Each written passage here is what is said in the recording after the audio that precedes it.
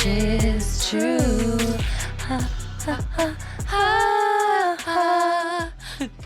Wow. Hello, everyone, and thank you for joining us for another episode of Spooky Chicks and Horror Flicks. We are your hosts, Emma. And I'm Allie. And we are so excited to talk about actually one of my favorite films today and our third film of our Summer Slasher series installment. Fourth episode overall, so we're very excited either way. But we are going to be reviewing A Nightmare on Elm Street, the 1984 classic written and directed by Wes Craven. I feel like you say every movie is your favorite, but like I will give you the benefit of the doubt right there. See, this is also why I didn't really want us to have a full-on rating system for these episodes, because I would across the board all the time be like, it's my favorite. I love it. Fair enough. So please always take my thoughts with a grain of salt. I'm more of like the bad cop. I'm like, but this is like exactly why I wanted to do this with you in the beginning of time, was because I knew you would make a great counterpart to my positive thoughts. And I'm just the negative. You're like, wait, Emma, absolutely not. Although I will say, out of several of the ones we've done so far, this is probably one of my more favorite classic films. So there's a few things that we like to start off with before we officially get into the review. I think first things first is, Emma, what are we drinking today? We have a special drink today, and I also want to say that our favorite gal, Allison, is drinking something different today for once. That's me, by the way. That's me, in case no one knows yet. We are drinking a marvelous white wine from Folktale Vineyard in Carmel Valley, California. And this wine is very special because it is called the White Witch. Which has a special meaning to both myself and Allie. We both kind of call each other the White Witch. We both love Stevie Nicks and Fleetwood Mac, and we are both witches. Yes, and we have matching moon tattoos on the back of our arms. So that's what we're drinking, is the White Witch today, and it's wine. Look at me go! Look at her go! Well, cheers, Allie. Cheers to episode 4. Also, I'm going to see Stevie Nicks in November, so. I don't want to talk about this because you have concert privilege, which we've talked about several times before. I know. But my bad. Okay, Taylor Swift, Stevie Nicks, Britney Spears. Okay. Well, Story for another day. I do not deny my concert privilege. Thank you, everyone. Well, after, that marvelous cheers we just had, why don't we talk about our rose and thorns for the week? Yeah, you go first. I feel like I went first last time. I have another travel rose. So I know that on last episode, we talked about how I went to the river with some of my friends and the producer and had a really great time. I also got to go up to Carmel this last weekend and hang out with some of my very, very best friends. Shout out Carly and Shelby and little Willow and Rachel. Got to hang out with you gals too. That was really fun. And we just had a marvelous time. We wine tasted, got absolutely trashed at several wineries and had a really, really fun time. And Carmel is just so beautiful. And weirdly enough, San Diego was going through essentially a hurricane while I was gone. And the weather in Carmel was absolutely beautiful, which it's usually very foggy and kind of dreary up there. So it was really nice change of pace. And for my thorn, I think my thorn is that I accidentally left my deodorant there. And it's like my absolute favorite natural deodorant. So that's a little bit of a bummer. It was brand new, but it's all good. She's going to get another one. So that's fine. That's like, it's a small thorn. It's a small thorn. A small thorn on a very small bush. So it's all good. But you still got that big old rose. I do. You're right. Titanic. Okay. So piggybacking off of what you said, my thorn was Hurricane Hillary with one L. And it wasn't necessarily a thorn. Us San Diegans don't really see much of any kind of storm or tropical storm or potential hurricane or anything like that. And everybody was hunkering down, and I had this mindset, need to stay inside. It was a drizzle, okay? It wasn't really. There was a lot of rain, but it wasn't wind whipping or anything. And I feel bad for anybody who actually experienced some impact from it. Yeah. My feelings go out to you, but essentially it was just a little bit of rain for us. So Hurricane Hillary, you wasted my Saturday, but I get it. My rose then is Hurricane Hillary kind of made me chill out for a second because I'm always go, go, go. Yes. So I relaxed. I took a nap. Oh my goodness. I can't believe it. I know. And I ate so many hot dogs and grilled cheeses and it was lovely. Those are her 2 favorite foods, It's by the way. my favorite. And air fryers are amazing. We use the air fryer so much. And I got to spend time with my family and just like chill out for a sec. So, rose and thorn all in one. Allie, I love you so much because you and I have not yet jumped on the air fryer bandwagon, and we're maybe the last 2 people on the planet. On the literal planet. I have one too. See, you're one step ahead of me. I don't even have one. The producer yells at me all the time and is like, why do we not have an air fryer Dude, here? you can do literally anything in an air fryer. And it takes so much less time than an oven. It tastes better. It's crispier. I use the air fryer probably like with the help of my mom, obviously, because I'm still 12. I don't know, 6 times this weekend. It was awesome. For everything. For everything. I know. We were actually talking. We got a huge 100 count bag of pizza rolls in my freezer right now. Oh, well, what are we doing? Cancel this and let's go eat some pizza rolls. And the producer saw them in there and is like, we're popping these in the air fryer stat. And I was like, I don't have an air fryer. Bro, Target, let's go. Okay, we'll go. Okay. All right. Well, then moving right along, we are going to dive into our trivia questions. Get your pens and pencils ready. The first one is, which rapper sang the 1988 hit Nightmare on My Street? I don't know. I have actually 0 clues, so I'm going to throw out some weird answer. Question number 2. This film uses a rotating room practical effect and is one of the first 5 films to ever use it, but not the first horror film. Name that film. I think I know it. I think I do too. Well, did you write it down? I did. Okay. Bitch. Keep that in there. Okay, question number 3.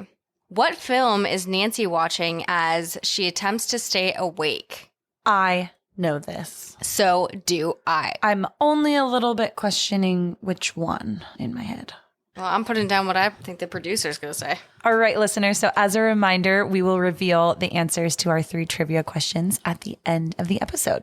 Getting right into the film, A Nightmare on Elm Street was made in 1984 and was directed by Wes Craven and also written by Wes Craven. And in terms of the IMDb score, this film got a 7.4 out of 10. And I know we've been saying recently on a lot of our episodes that we're so surprised that all these horror movies are getting high ratings, even though normally horror movies don't get that high of ratings. But this is yet another. Yeah. And for the Rotten Tomatoes, the tomato meter is 94%. Wait, what? 94% on the tomato meter. Ooh, yes. That is high. And then the audience score is 84%. And I think we've been seeing some consistency of like the tomato meter being higher than the audience score Yeah. in this series. I don't know how to take that. It's very interesting, nonetheless. Yeah. And as these cult classics become more culty and classic, perhaps the score goes up. I'm not sure. Perhaps it does. Yeah. You know, and I feel like they probably get increased scores too every year around like Halloween when people are also for sure. rewatching horror movies and things like that. But Also, just a little note about Wes Craven. If you don't know who Wes Craven is, you live in a cave.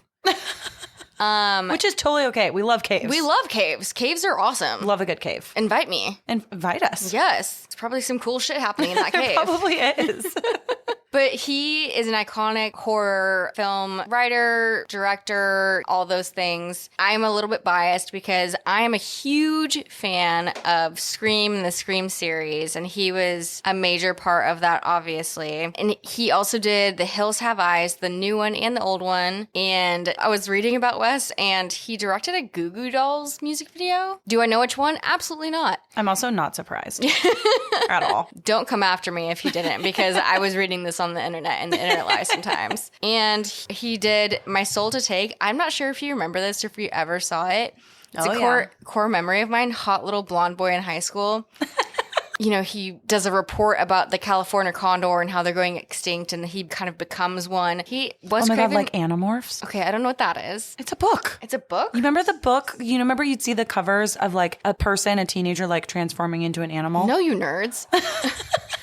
Anyways, My Soul to Take. I'm calling all Animorph fans right now. Oh no, I'm going to be canceled. But anyways, a core memory of mine was watching that in high school. Kind of messed with me. Wes, to me, was kind of iconic in many facets. And unfortunately, he passed away in 2015. But R.I.P., brother. R.I.P. His memory lives in my heart, my brain, and in your my California body. condor. And my California condor. And your Animorphs, you freak. Okay. I quit with the name calling, but... Oh, sorry. I love you. It's okay. I love you too. And going into our top build cast from that, we have quite a few people on here that are definitely iconic, because of this film. And it also kind of started and kickstarted a lot of careers. So in terms of our top build cast, we have Heather Langenkamp, who plays Nancy, our main gal, our final gal, if you will. We have Johnny Depp, who plays Glenn Lance. And this is Johnny's first movie. It's his first role ever. Just a little deep dive into Johnny. After this film, he went on to do a couple more like B movies. And a few years later, he went straight into 21 Jump Street, which was a huge TV show for him. Iconic. And then he's jumped straight into his hot boy era. Not that he wasn't in this, like, woof, mama. Like... He was a cutie in Nightmare, yeah. Mm-hmm. But he went into Crybaby, Edward Scissorhands. Oh, Edward. And why is Edward so hot, even though he's so weird? Every version of Johnny Depp is so hot. That's so true. I know. Like, no matter what he plays. I know. Like, even arguably. Let's hear it. Willy Wonka. Or you say Willy Wonka. Okay. Maybe. Your face. Maybe. I was going to say just a little bit. Okay. Not a lot. All right. There's something like hot about how weird he is. I don't know. I'll take any Johnny. That's all I'm saying, everyone. Okay. And then something interesting that I actually didn't know, probably because I haven't seen it, but he comes back to the Freddy franchise in 91 and Freddy's dead. And he's listed as guy on TV. That's his listing credit. And maybe that's a reason for me to go and watch that. I think so. Or not. And I just have that knowledge in the back of my brain. This was like Johnny's jumping off point, and thank goodness for Wes and team. Yeah. Thank you. Yeah. Thank you for your service. Thank you for our Johnny. Thank you. Thank you for our Johnny. Thank you. We love Johnny. Keeping on going down the list, we have Robert Englund, which is our Fred Krueger. And he played Freddy Krueger in all of the 9 films except for the latest rendition, which I believe the producers said came out in 2010. I have not seen that one, and I probably won't just because Robert Englund is not in it. So I have seen it, I believe, but it's also, the role is taken by Jackie Earle Haley, and he is also kind of an iconic actor. You know, I probably have seen this film, but won't watch it again because I don't remember enough to want to watch it. But he's a pretty great actor. I am sure he did amazing things in this film because he's also like small and creepy in the best of ways. Exactly. But what I thought was interesting about Robert Englund? England? I think it's just, England. This was his horror breakout moment. He had previously been on some obscure... Didn't he play like an alien on something? I don't know if he played an alien, but he played the comedic relief in a show called V. But him being the comedic relief makes sense because Freddy Krueger is pretty fucking funny. He's funny. So he brings that comedy to this role, and I'm like, it makes it kind of more lovable. He does. In a very strange way. And then we also have John Saxon, who plays Lieutenant Thompson. And then another person I wanted to note in this film is actually Ronnie Blakely, who plays Nancy's mom in this film. And we have quite a few comments about Nancy's mom, but one just quick fun fact that I found out about Nancy's mom is that she actually originally starred in the 1975 version of Nashville. And fun fact, then she went on to star in this film as Nancy's mom in A Nightmare on Elm Street. Later on in 2010, Connie Britton is in the 2010 film. And a funny story is just a few years after that, I believe, she starred in the Nashville show that was reprised in the 2010s. Well, Connie Britton. So it's just like a funny little tie that like they both were in Freddy Krueger movies and then both starred in Nashville separately. I did not. Isn't that interesting? Well, if you kind of think about it, I guess they look somewhat similar. Yeah. Like the beautiful reddish hair and the fair skin and the eyes. So another interesting thing about this film is that it's supposed to take place in Springwood, Ohio, but it's very clear throughout watching this film that there are a lot of scenes in Los Angeles. Yeah. So it's kind of funny. Yes, it's supposed to be in Ohio, small town, suburbia, Ohio, and yet there's scenes that are clearly the Venice Canals. So clearly. You can see... like, those are not in Ohio. Yes, you can see Nancy and Glenn walking across the Venice Canals in Ohio. Yeah. And there's palm trees. I didn't know palm trees existed in Ohio, but I've also never been to Ohio, so correct me if I'm wrong. You know what? I agree with that fact. I have not either. But it's pretty funny. And another interesting thing is because their budget was so limited on this film, Nancy's house is their actual set that you see in the film. And the shots between Nancy and Glenn where they're talking on the phone, like, I come to the window, whatever. The house across the street is actually where the film was shot. So they were actually directly across the street. That's so filming funny. That. Isn't that romantic? Yeah. Like the actual sets were like across from each other. Oh, yeah. That's so funny. Isn't it? I love a fun fact like that. Isn't it cute? This movie kind of broke the mold of the classic horror film. Classic meaning all these campy, stabby, and girls being clumsy horror films that came before it. It kind of portrayed a different kind of idea and a stronger woman aspect. Nancy she sticks up for herself and she is trying to get shit done. Meanwhile, other people are in her way. And she's still a strong woman. And it's not a campy classic, I'm chasing you, but I walk really slow and I have a chainsaw or a knife. But what interested Emma and I, the idea behind someone killing you in your dreams. They're coming to you in your dreams and that's how they're going to pursue you and kill you. Interestingly enough, the inspiration behind that was coming from a Cambodian lore of people being afraid to fall asleep because they actually had studies that they were dying in their dreams because of this, right? Yeah. They were literally having nightmares and then dying. Yes. So I just thought that was so interesting. Like, how cool is that to break that mold? And I mean, not cool, but not cool for the real life people, but yes. cool for the cinema, yes. horror cinema. Just breaking the mold. Yeah. And then another tie there is actually this new concept in horror filmmaking. It went on to inspire other films like Insidious, Inception, where things are involving your dreams and how that can translate to reality. Which to me is quite terrifying because I have plenty of nightmares. Yeah. Don't know about you. Yeah. I was actually telling the producer that I have a recurring nightmare that I've had for years. And I maybe have it only like once a year or twice a year, but it involves werewolves. So that is one of my greatest fears, actually, is werewolves. Kind of inspired by the movie Silver Bullet, Stephen King. I feel you there. Definitely have some nightmares sometimes, and they can feel so real. They really do. And I'll share, if you're sharing, my recurring nightmare is it's always on Halloween Eve. So wait, really? Yes. And it's me being tickled to death by a witch named Cookie and her assistant named Assistant. And Kevin, my husband, always teases me about it. And it's the same people every time? Every always single Cookie time. And the assistant? Mm-hmm. Have you connected the dots in anything? Like any childhood I don't books? want to. Okay, got it. Okay, so we'll go ahead and we're just going to drop it. Moving on. Please, Cookie and Assistant, disregard that I mentioned you. We are not summoning you. We are not.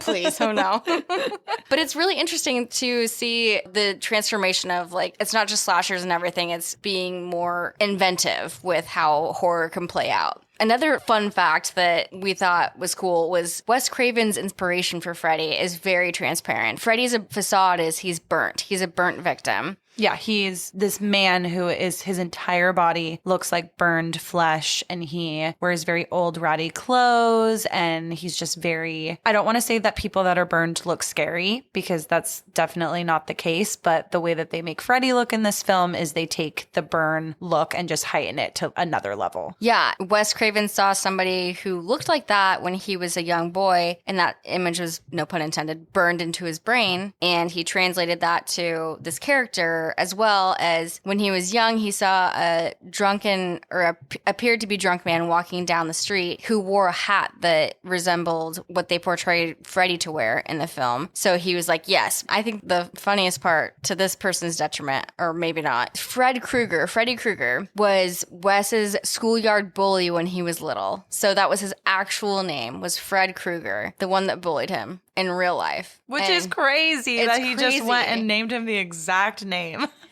And I'm like, who would I name as my I have one in my head. So do right I. now. I'm not going to say it. You know who you are. Well, mine's probably not listening, but Mine's probably not either. But it's just interesting to see the interpretation of how all of these things affected him when he was young, and then he just put it onto the screen. Yep. And then another interesting fact is, so Wes Craven wrote this. This is his baby. And he'd done a couple projects before, but this was his potential, take off into the moon. This is going to be a hit kind of thing. And so wrote it, directed it. He signed up with a guy named Bob Shea to produce it. And they had a lot of conflicting ideas about the film, which aren't that interesting, but both of them got their way in the end of it. Yeah. Bob Shea is this eccentric guy. He started out in the film business by panhandling VHSs to college students. Like literally, imagine a guy in a trench coat with VHSs being like, you want one? Like what kind of VHSs? He was basically Blockbuster in a trench coat, but controversial for some reason. I don't know. Oh. Yeah. And Okay. an extremely more random fact, his sister Lynn Shay, you can see in this film, as well as several popular franchises like Insidious, Ouija, also something about Mary. She's got a diverse portfolio. She does. But it's famous family, wow. But something extremely crazy is this film kicked off New Line Cinema. And I know all of you have heard of New Line Cinema. So they quote this film as the house that Freddy built, because New Line Cinema was built off the back of this movie. You will recognize so many films that New Line Cinema came to produce and direct and make and all those things, like Dumb and Dumber, The Mask, Austin Powers, Seven, What's in the Box? Hello. What's in the box? What's in the box? It's my dick in a box. Oh, different thing. Different thing. Also, Boogie Nights, Allie's guilty pleasure. Don't ask me about it. They also did The Notebook and even Lord of the Rings. So Freddy walked so all of these could run. Boogie Nights could run. You know what I really liked about those facts, Allie? They were interesting and they were fun. You know what? Let me just grab my thesaurus so I'm more prepared and don't I know, say- we got to say something besides fun fact. I feel like we always say that. So now moving into the actual film, we start the opening scene very interestingly. There is a... Hello? You did! God damn it! Thanks for that call out, producer. God, the producer's just such an a-hole. Okay, we saw something that I thought was cool. It was a cool way to start the film. See, it's hard. But we start with a scene that is sort of a close-up of a man, and they are putting together the famous glove, which, another fun fact... Freddy fact is that the actual glove that we will see in this film that Freddy wears is a glove made of knives. And I found out today that the knives are tomato knives. Tomatoes? Which sounds so cute and innocent when you talk about them, but real tomato knives, I mean, they need to be able to cut tomatoes that are very soft, and so they're probably sharp as hell. Well, sure. And they're also killing people, so there's Maybe also he that. was a farmer. I don't know. I mean, Maybe he just wanted to go to the, farmer's market and sell his tomatoes. yeah, that's exactly what he wanted to do. Absolutely not the case, as we've come to find, but he wanted that Rotten Tomato meter. He did. Ooh, he was way before his time on that.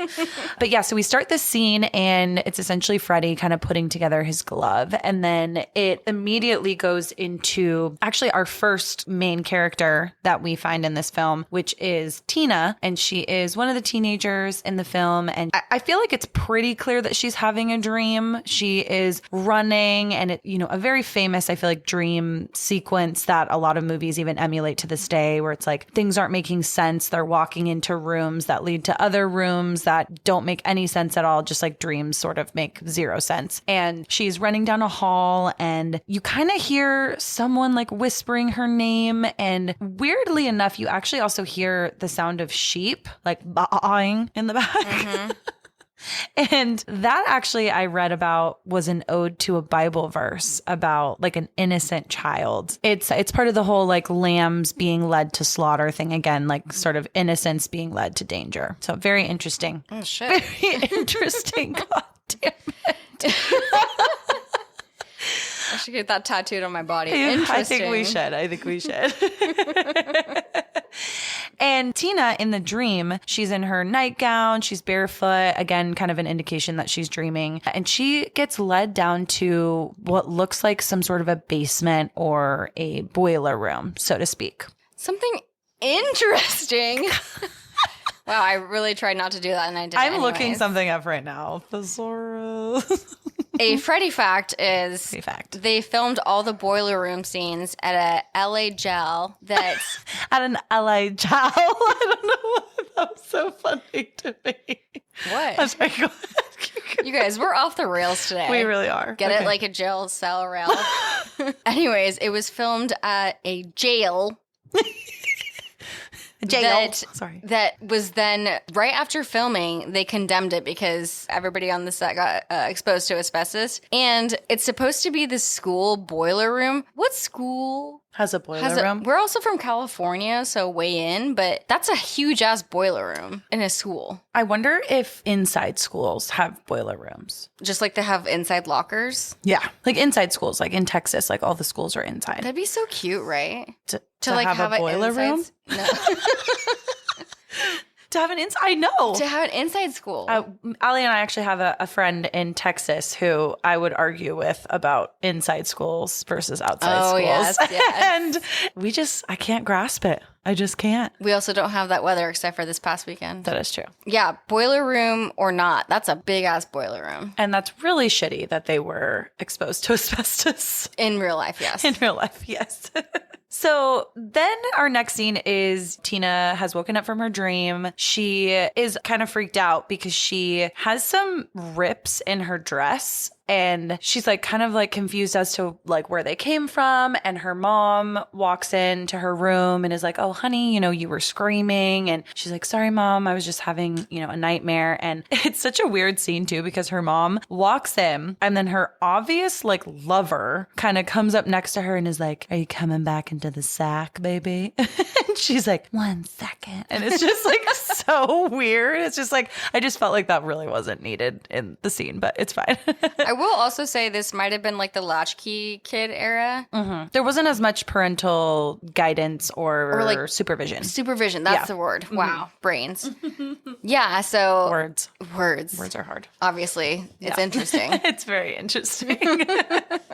Then we get to a point where Tina is now getting ready for school the next day, and she sees some kids right outside that are singing a nursery rhyme, and they are jumping rope, like right outside of her house. And a fascinating fact here is they're singing a nursery rhyme that is all about Freddy Krueger, and it's based on the 1, 2, 3, 4, better shut the door, 5, 6, that nursery rhyme. And it's all about Freddy, so all of the lyrics have been changed. And the fascinating fact about this is that Heather Langenkamp, who plays Nancy in this film, her boyfriend is actually the one that came up with this nursery, and then it stuck and they used it in the film. Cute. Very funny. And it's fantastic, and it's used throughout several of the Freddy films. So I mean, it stuck with me when I was a kid, so good for her boyfriend. So very thought-provoking, striking.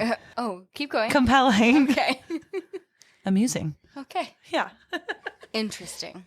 No. We're trying to get away from that one. No, I'm going to keep going with it. That was definitely very cool to learn about. And then we see Tina. We finally get introduced to Nancy and then Glenn, and they're all walking to school together. And Tina is kind of telling Nancy how she had a nightmare, and she's been having these nightmares about, a strange man, and she's really freaked out about it. And Nancy kind of makes a small side comment that she's also been having some weird dreams, but she doesn't talk about specifically what she's seeing. And so they all go to school, are all kind of going along their own way. And then we also get introduced at the same time as they're walking to school to another main character who is Rod. And it's not very clear if he's Tina's boyfriend or just someone that's like trying to hook up with Tina the entire time, but he's this bad boy. I don't even think he's in high school, and he really likes Tina. Okay. I straight up thought that was her boyfriend, but I could be very wrong. I feel like they're just very like vague of how they talk to each other. I don't know. It's just very weird. I also it's not the same wanted dynamic. to make a point of saying we see Johnny Depp's Glenn's car, and it's super nice. It's like a Super nice. It's like beautiful a red convertible. Cadillac. Yeah, and I'm like, okay, Very interesting. where'd you get that? Very Are your parents captivating. rich, or do you captivating? I don't know. Striking, Delightful. delightful, bitching. Here we go. Bitching. Yes. Bitching oh, car. I like that Yes. one. Yeah. And I was just like, you live in Ohio and you have a convertible that's like that bitchin' and is still in really good condition. But that's just me being a very car-driven person. I also have a theory later in the film because his parents are out on the porch drinking at literally 11:45 at night that they are doing something behind the scenes. Drug dealers. I think that they're drug lords. Maybe this they is a work with- very far-stretched theory, but I do think that they're drug lords. But maybe they also work with Nancy's mom. Probably. Because she's also drinking it. All hours of the day. So anyway, so then Tina asks Glenn and Nancy if they can come over later that night after school is over and stay the night with her because literally her nightmare freaked her out so badly that she's a little bit scared and she knows that her mom is actually not going to be home that night because she's probably going to be at her weird boyfriend's house and she wants them to stay over so that they can all just kind of hang out and make sure that everything is okay if she does have a nightmare. Then we fast forward later to them at Tina's house, and it's just the three of them. It's just Tina, Nancy, and Glenn. Girls are painting their toes on the couch. There's some popcorn. Glenn's kind of messing around with the TV and the radio. And this is when we have them all talking about what they've been seeing in their nightmares. And Nancy and Tina specifically talk about what Tina has been seeing. And she describes a man with a dirty red and green sweater. Nancy and Tina are comparing their different dreams, and they find out that they are both seeing the same person, which really freaks them out. It'd freak you out, wouldn't it? What if I said, hey, I have this dream about this person and you had the same dream? I would be so freaked out. Like, that's just something that doesn't happen. So then as they are comparing dreams, they don't get very far in the conversation because they hear something crash outside. And naturally, they ask the man of the house, Glenn, to go and check out what was going on outside. And as he goes outside, they find out that Rod has now crashed their party. And Rod is like, oh, Tina, you didn't tell me that your mom wasn't home tonight, blah, blah, blah. And so they invite Rod in, and then, they're all going to bed. We have Tina and Rod that say that they're going to go up to Tina's mom's room and that Glenn and Nancy have the whole rest of the house to themselves. Ugh. And I know it's kind of weird. So Tina and Rod go up to the mom's room and, they're having their old fun time. And Glenn and Nancy end up staying in Tina's room. And it's very interesting because is it interesting, Emma? oh God. Oh man. It's very stimulating. No, I'm just kidding. It is very fascinating because in the very, very beginning, when we see Tina have her first nightmare, there is a crucifix that is hanging right above her bed. And it's definitely kind of a main point in the scene. And they definitely make a point to have focus on that crucifix as it does come into play a little bit later in the movie several times. And the crucifix also has a focus when they see Nancy and Glenn sleeping in Tina's room as well. And it has a point in the song. 5, 6, grab your crucifix. Exactly. And then so, Tina and Rod are having a good old time and disrupting Glenn, and he's kind of annoyed that he can't sleep. He says, mortality sucks, right? Isn't that what he says? It's Morality. Morality. Sorry. Mortality sucks. Okay, so as Tina and Rod are wrapping up, having a good time, what does that mean, Allie? They're fucking. If that's not already clear. They kind of start to talk about the nightmare that Tina had, and Rod actually makes kind of a side comment that he also had a nightmare, and Tina starts to question him about it, and he gets a little bit defensive, like, oh, you don't think guys can have nightmares too? And she tries to ask him, specifically, like, what were you seeing in your nightmares? And he doesn't really give her a straight answer, which is probably a little bit annoying, but all things aside, they decide to drop it. And then we start to hear some pebbles hitting the window. and Tina kind of wakes up and she goes over to the window trying to see what's outside. Can't really find anything. So she ends up going downstairs and she goes into her front yard and then leads out a door, I believe, in her front yard to an alleyway. And this is actually a very pivotal scene because this is the first time that we really see Freddy's full body. And there's a couple of funny moments here because he is opposite her in a very dark alleyway when we first see the silhouette of his body. And he has these outstretched arms that look pretty insane. Yeah, I mean, maybe It's comical. Yeah. It's maybe in 1984 it was a little scarier, but in 2000 whatever year it is, 23, it's pretty funny. And it looks like kind of like a clown, almost like a Johnny Depp Jack Sparrow run. I have it written in my notes, all caps, ha ha ha, Freddy running down the alleyway. I think a Johnny Depp Pirates of the Caribbean Jack Sparrow is the perfect comparison. And he's got these outstretched arms. It's so weird. And I actually read that the way that they did the outstretched arms was they had a man, it was a body double. They had him have a fishing pole on either arm with puppet hands on the ends. And that's how they got that elongated look. Why is that sad to me? I know, it's very sad. And so Freddy, naturally chases Tina down. She ends up back in her front yard and she's trying to get back into her house. And she starts actually screaming everyone's name. She's screaming Tina's name, Glenn's name, Rod's name.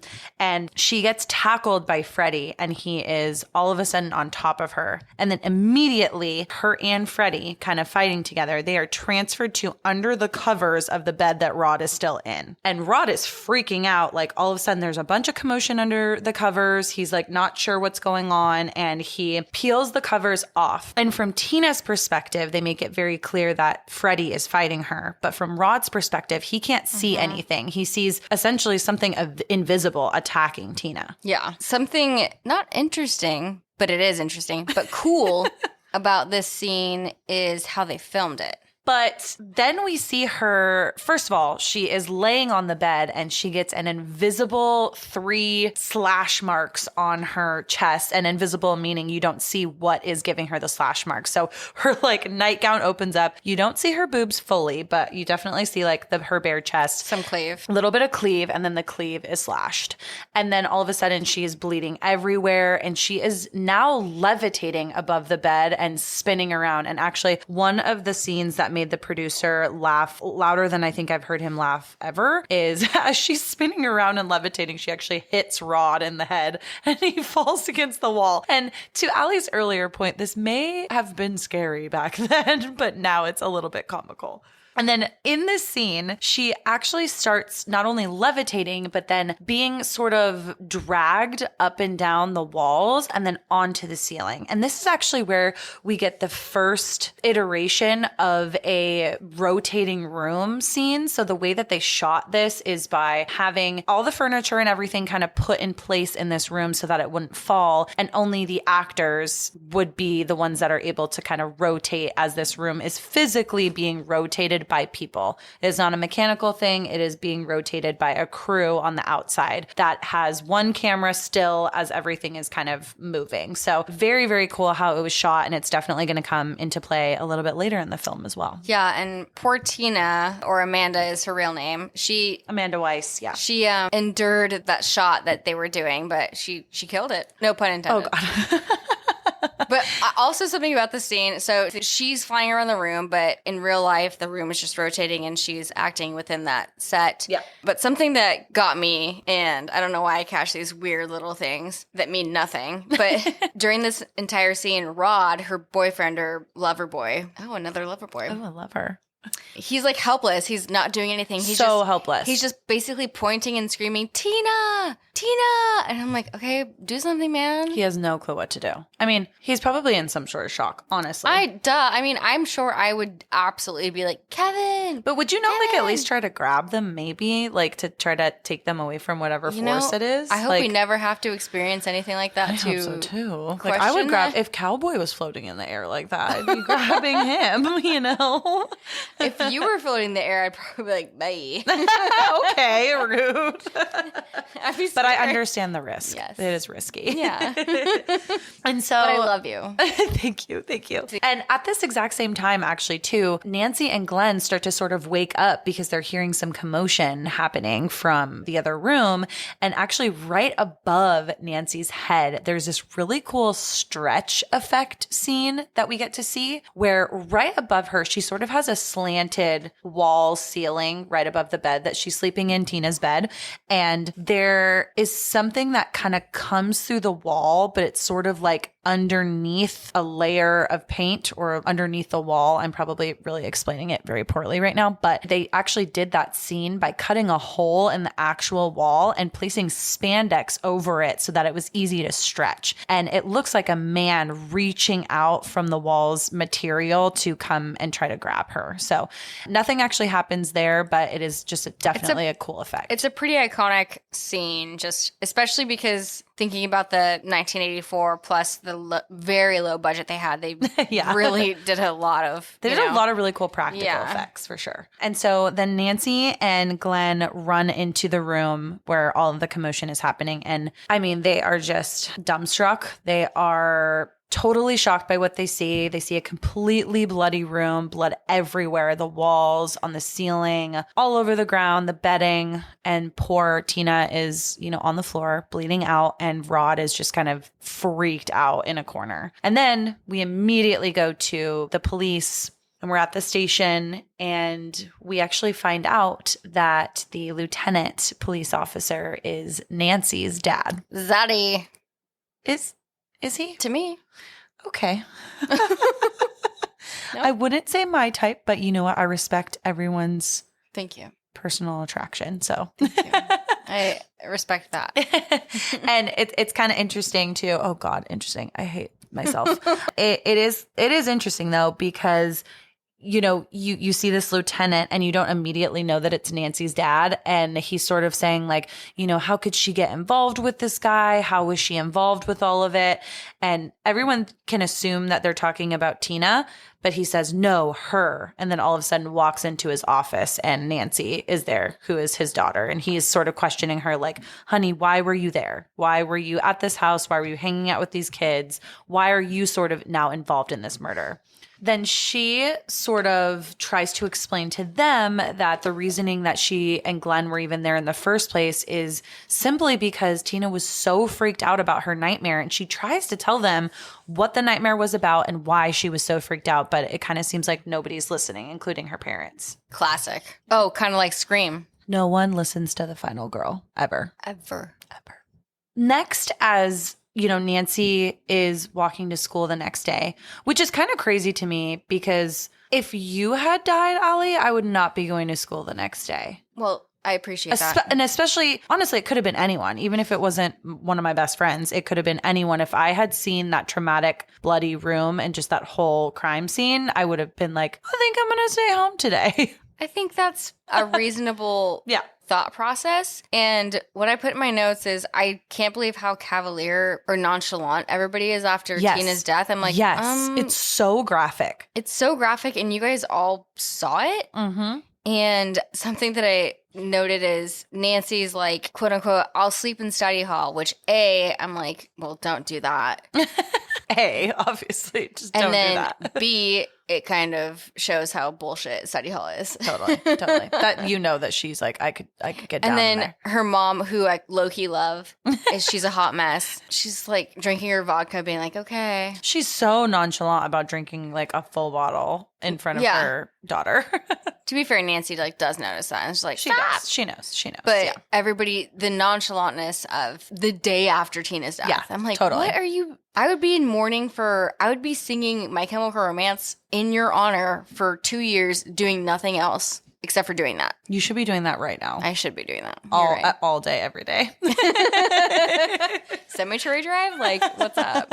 Helena? Duh. Helena? Hello? But I also want to point out one other thing that I forgot to mention too, is that Rod actually fled from the scene before the cops came. So he was never actually like talked to by them or questioned. So poor guy, it immediately gets put on him because he was the one that was in the room with her when she died. You know, she went in there alive and then she didn't come out. So we do see him shortly thereafter, like the next day. He's wearing a leather jacket, no shirt, jeans, no shoes. no shoes. And I wrote down, okay, well, why is he a greaser with no shirt or shoes? And then I remembered, oh, it was post-coital. So he had to run for his life. He did not have a lot of clothing No. to put back on. No. Yeah. And actually, Allie, great segue into the next scene that I wanted to talk about, which is as Nancy is walking herself to school, she has insisted to her mom that she still wants to go to school. And she said, like, if she didn't go to school, she would be basically sitting in her room all day going crazy.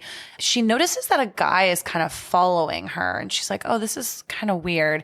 And then she gets immediately pulled into a bush right next to her by Rod. And that's actually when we see him, and he's in the leather jacket, jeans, no shirt, no shoes. And it's a setup that her dad did, was they employed someone to follow her because they knew that Rod would probably try to reach out to her at some point, and he actually did. And they are able to catch him, unfortunately, and they bring him down to the station. And right here in this part of the film, you sort of start to get that this is going to feel like it's really all going to be pinned on Rod. And it sucks because there's always like the scapegoat person, and no one's going to believe what actually was happening to the people. So at this point in the film, you're like, oh, poor guy's like going to start going down for this. So in this scene, we have Rod, and this is actually where he gets caught by the police, and he unfortunately is going to be pinned, you know, for this murder of Tina. And it's really sad because, I don't know, you just sort of in this point in the film are like, ah, crap, this guy's going to get pinned for what Freddy is doing to people. Maybe it's, spoiler alert, maybe it's Wes Craven's like boyfriend did it kind of thing. Because in this film, boyfriend didn't do it, but in Scream, Billy Loomis did do it. Yeah, no, I see what you're saying. And it also has a tie to just kind of going back to Lieutenant Thompson, which is Nancy's dad. And he has set up this whole trap basically to find Rod. And Nancy's just super upset and disappointed in the whole thing. She actually makes it to school and she's in class and just trying to stay awake. She hasn't been sleeping well, obviously, with not only the nightmares that she's been having, but now Tina, one of her best friends, has been brutally murdered. So she's just trying to figure that whole thing out. And Nancy ends up dozing off in class, and she leaves the classroom in her dream or nightmare, however you would like to Interpret. to classify that. And she runs into a girl in the hallway and kind of knocks her down. And it's a brown-haired gal in kind of a side ponytail, but she is wearing a sweater very similar to Freddy's. And she has a little bit of a bloody nose, and she said, hey, where's your hall pass? And I think I wrote it in my notes. She's like, screw your hall pass. And Nancy then ends up actually seeing Tina's body in a body bag, calling out for her essentially. And then it kind of pans to down the hall, and we see Tina's body in the body bag being dragged down the hall and kind of out of the scene. And Nancy, you know, feels compelled to sort of follow this bloody trail that the body bag is leaving. And that is where Nancy actually gets led down into the boiler room, so to speak. And she gets into the boiler room, you know, as she has followed this kind of trail of blood and she's trying to find Tina. She's like kind of calling out for Tina this entire time. And then she actually sees Freddy. And this is actually the first time in the film that we have a very clear view of Freddy. Before, when he attacked Tina, there was a lot of fighting going on and there was a lot happening in those scenes. And this is like very clear. We see him clear as day. He has this very severely burnt man, and he has this glove that he wears that is made of knives for each finger. And he's wearing kind of a fedora hat and a green and red striped sweater. So like Christmassy. I was literally going to say, like, that's something I'd probably wear during the Christmas season. But it's definitely very iconic. I mean, even to this day, like, if anyone is wearing that kind of a sweater, I feel like many people may be reminded of Freddy Krueger. Yeah, it's definitely synonymous with Freddy Krueger. Yeah. And she actually straight up asks him, she is like, who are you? Like, who is this man? Who are you? Why are you tormenting me? And I believe that he does actually say his name. Like, he's like, it's Freddy. And she actually has her first moment of real smart kind of final girl tactics here, where he's closing in on her in a corner in the boiler room in, you know, sort of a random area. And she takes her arm and she puts her arm against a burning hot pipe, and it actually wakes her up in her dream, and she freaks out and is screaming in class. And the teacher, who is played by Lynn Shay. Yep, Lynn Shay. Lynn Shay, who also plays Elise in Insidious and Iconic. several other roles like we mentioned before. She's like, are you okay, honey? Like, we'll call your mom, blah, blah, blah.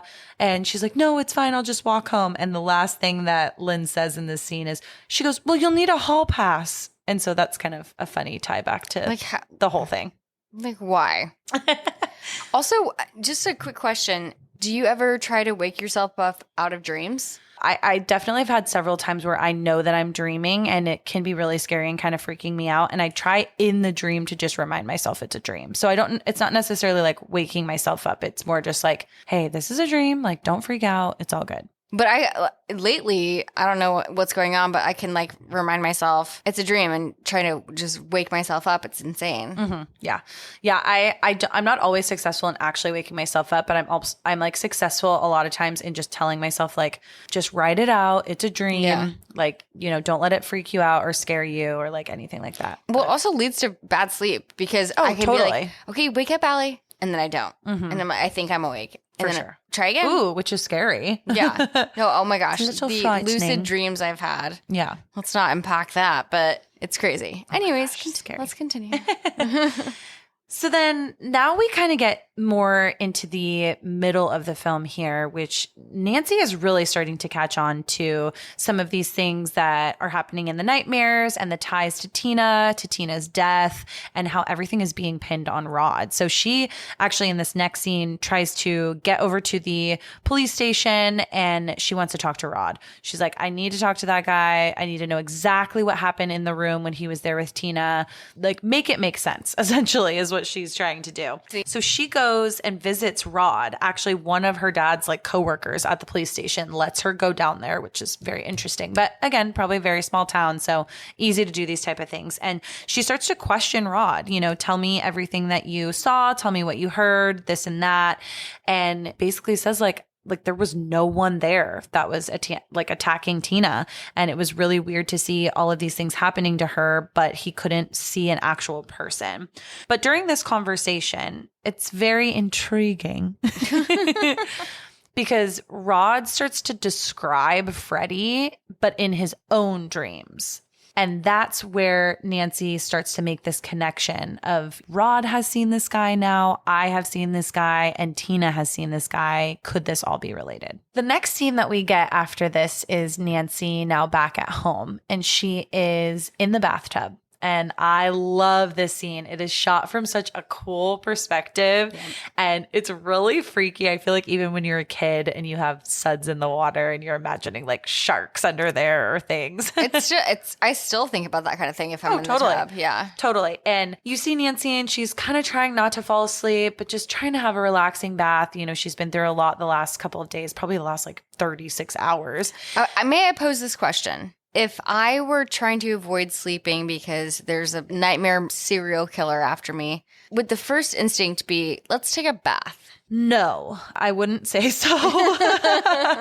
She also could have just been experiencing a great amount of anxiety and just trying to do anything to sort of just calm her nervous system down. Oh, don't we all? Yeah, you know? yeah. I get it. That just from a personal standpoint, I suffer from anxiety, and I feel like that's something I would probably try to do to try to come down and make myself be like, okay, like this crazy shit is not actually happening, you know? Same, but like it is. But like it is. It's actually happening, so accept it. Yeah. Or fight back. Yeah. But this really cool scene where she is in the bath and her mom even says actually outside the door, she's like, you know, be careful in there, Nancy. Like lots of people die every year from falling asleep in the bath. And she's like, Mom, I'm fine, blah, blah, blah. And she starts to doze off in the bath a little bit. And we see this scene of, it's it's going to sound weird, but like her legs are a little bit spread, but obviously you don't see anything, but you do see her knees kind of sticking out of the water. And you see Freddy's hand with his knife fingers kind of sticking out and about to kind of grab her. And that's, I think, when her mom knocks on the door to kind of check on her. And so it goes away immediately. But then Freddy starts to actually drag her down into the bathwater. And we see this really cool third person perspective scene of her drowning essentially in water and being pulled down. And we actually read a very cool fact about this, that this scene was filmed with a water tank / kind of small pool. And they had some black fabric all around it. So it sort of made you feel like her bathtub was endless and that Freddy was just kind of like pulling her down into the water. To me, that is terrifying. Terrifying.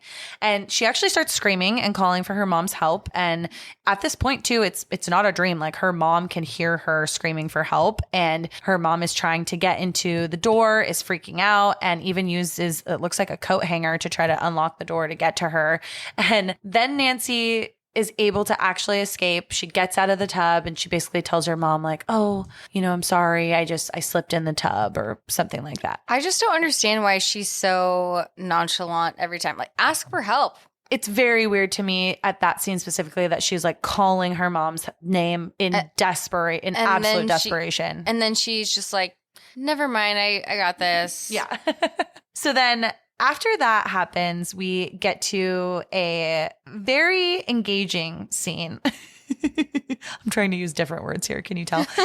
And in this scene, Nancy is sort of like, quote unquote, getting ready for bed, but she, is still trying to stay awake. And Glenn, her boyfriend, actually sneaks up.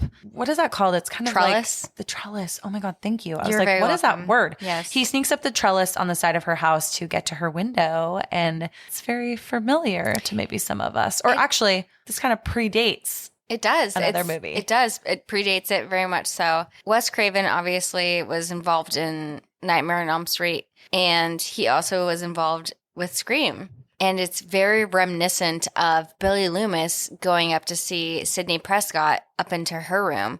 Literally, the producer agreed, and he was like, that was exactly what I thought of first, is when we saw that scene. It's, wow, there's a lot of parallels. Not only this scene, but like the music and a lot of other plot points. Give me a synonym. Alluring. It's alluring to see. Compelling. It's compelling. Curious. And curious. Exotic. I wouldn't say exotic. But long story short, there are a lot of parallels between Thought-provoking. It provokes my thoughts. It does. But to see those parallels between this film and the Scream franchise, just especially with that trellis scaling from the boyfriend going up to the girlfriend's room. So predictable. Oh. Trellis scaling. I wish the producer had a trellis to scale to my window. I've never scaled a trellis. I've never scaled. I've always lived on the first level of everything. What did you say? I know. That's what I'm saying. He's like, you live on the first floor. Yeah, I know. I just climb into the little tiny trellis outside my floor window. I want to take That's a poll. all I ask. Is that so much to ask for? I want to take a poll of who's actually scaled a trellis. Oh my God, that's a great poll. Because who the fuck actually does that? If you've scaled a trellis, please let us know. And I want to know the entire story. Yeah, same. And we will talk about it on this podcast. Honestly, we will feature you / maybe have you on. That's kind of been my dream since I was a little kid. But and if you happen to also have nightmares about a burned man, let us know. Or a witch named Cookie and her assistant named Assistant. Like, let me know. Werewolves. Yeah. Yeah. Totally. Anyways, so there's a lot of parallels between this film and Scream via Wes Craven. Yeah, I agree. So then as Glenn is in her room, Nancy asks him essentially, hey, I have an idea. I want you to stay here in my room and sort of watch over like my body, so to speak, but I'm going to go and fall asleep and go into like, nightmare land. And I am going to let you know when it's time to wake me up. And she's like, I need you to stand guard. So Nancy, quote unquote, Nancy's logic is wake me up when I struggle. Like, so basically if she looks like she's struggling in her sleep, wake her up. Mm-hmm. to this point, and actually Allie and I talked about this a little bit earlier, but a lot of these sleep scenes do get a little bit redundant. They kind of start all the same way of them either walking down a weird hallway, ending up in like some sort of a boiler room, or, you know, they're in like an alleyway in their own town, but just like at night. And so Nancy does fall asleep. She makes it, you know, into walking down the street, and she essentially actually walks herself to the precinct, and she sees Rod through the window of his jail cell, and she sees that he's asleep, and she sees Freddy enter his cell, and she's trying to get Rod's attention, like, Rod, wake up, blah, blah, blah. And Freddy sees her, but still is like proceeding, and he's like, I'm going to get Rod. And then Rod actually does kind of jerk himself awake for a moment. She actually also sees Tina again in her body bag, and now Nancy is like back in her backyard, and she sees like bugs and I think snakes like crawling on Tina's feet, which I did read that the actress Amanda Weiss was very freaked out about the prospect of having little creatures crawling all over her feet. They don't even show her face. They could have done a body double. I know. Also, I love me a snake, but that scene was gross and those snakes were gross. Ugh, I just got the chills because I actually don't love me a snake, and I apologize to all snakes. It's I'm a nothing personal. Slytherin. Yeah, she actually is. So there's that. And then she starts fighting with Freddy again in her dream. So Nancy is fighting with Freddy, and it gets to the point where she is flailing around on her bed with Freddy. And it's kind of funny to me too, because they sort of are like wrestling, and they they get to the ground and they like kind of hit Glenn like in her dream, quote unquote. But it's kind of funny, like, because they do like run into Glenn's legs as he's sitting next to her bed, supposed to be keeping watch. And then actually, Boys are useless. boys suck. Boys Sorry, are so producer. useless. Sorry, producer, who literally edits our entire podcast Yes, and you're is not useless. Oh, but sorry. Don't. Okay, sorry. And then her alarm clock goes off, and thank God it wakes her up and Glenn. And so they both wake up, and they are able to sort of like, you know, holy shit, okay, like I was just getting attacked by Freddy. And then she kind of like gets mad at him and is like, Glenn, you asshole, like you were supposed to wake me up. You had like one job to do. Then that scene ends, and it's immediately them not in their PJs anymore, but it's still middle of the night. And Nancy is like, we need to go and get to Rod because he is being attacked by Freddy / could already be dead. Simultaneously, as she's trying to get to Rod, we actually see in the scene Rod's cell, and he has his blanket start to get twisted And go around his neck a little bit. Mm-hmm. And I'm sure a lot of you can already guess what is about to happen here if you haven't seen the film, but it gets to a point where he gets dragged off of the bed and he starts screaming out for help, but it's obviously very hard. And at the same moment, Here's my question is, if he's actually screaming in real life for help, then why he's awake? You would think he's awake, but if you'll notice, a lot of the times when they're having nightmares, they are screaming out in their nightmare state. Oh, okay. Yeah, but that is a good question. Yeah. Okay. So simultaneously, as Nancy has convinced the late night workers / also her father to go down and check on Rod because she's really worried about it, they see that he has hung himself, quote unquote, even though that is not what happened. And we saw, as the viewer, Freddy twist the blanket and get it around Rod's neck. Okay, so then unfortunately, after Rod is found in the jail cell, they do have a funeral service for him, and it's very sad. And it's only a few people, including Nancy, her dad, her mom, and Glenn, his parents. And we do get a small glimpse of, I believe, Rod's parents, at least, or it's implied. Nancy actually tries to tell her mom and her dad after the funeral, as they're getting into the car, about Freddy. And she's like, you know, it wasn't Rod that did all of this. He's not the one that murdered Tina. And like, please believe me, it's this man, Freddy. And I could tell you about him. And immediately we get some weird energy from the mom and the dad at the mention of Freddy. Mm-hmm. But yes, it's implied that we are going to get some more context clues about like why this is happening to these teenage kids. Yeah, exactly. And there's also some tension between the mom and the dad because they are not together, and they sort of throughout the film make like little stabs at each other. And you can also assume too that Nancy is a little closer to her father than her mother for several reasons. but she lives with her mom, it seems. Like she calls her mom mother, or she refers to her, I believe, by her name, which is Marge. And for her father, she calls him daddy. So yes. there's sort of an inkling there that she is a lot closer to her father than her mother, but it's very interesting that she lives with her mom. The parental dynamics are very context clues, but it's not hard to pick up on those. Totally agree. And in this conversation where they are getting back into the car, Nancy and her mom, Marge, her dad is coming to talk with them. And again, this is where Nancy is sort of trying to tell him about Freddy. Another parallel, if you've seen the Scream series, is the relationship between Sydney, a only child. Most likely. I think that can be implied. Yeah. Is Nancy an only child? Seems like it. Okay. But so it's interesting. Wow. It's wow. We should have like a count, like a meter, like I owe $1 in a jar every time I say interesting. Honestly, our buddy Todd is probably counting all the times we say and the times we say interesting. I'll take it. we need some, accountability. Todd and Tori are counting all of these things for us. I'd love some We love you accountability. guys. But to see the parallels with that too is Sydney was an perceivably only child. And so is Nancy, and better relationships with their fathers. Yes. And distant relationships with their mothers. So I'm like, Wes Craven, what's going on? What's happening with these girls? Tell me. Wish he could. R.I.P. Sad.